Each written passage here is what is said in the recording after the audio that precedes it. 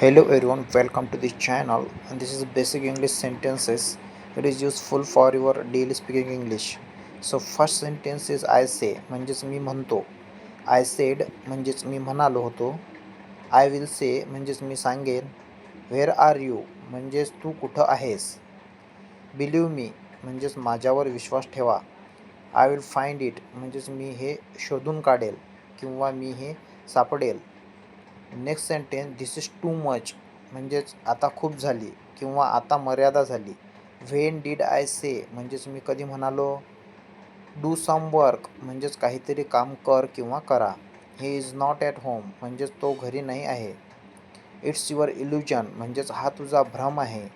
I am busy right now म्हणजेच मी आता कामात आहे किंवा व्यस्त आहे. आय थिंक सो म्हणजेच मला तसं वाटतं. त्यानंतरचा सेंटेन्स आहे इट इज पॉसिबल म्हणजेच हे शक्य आहे.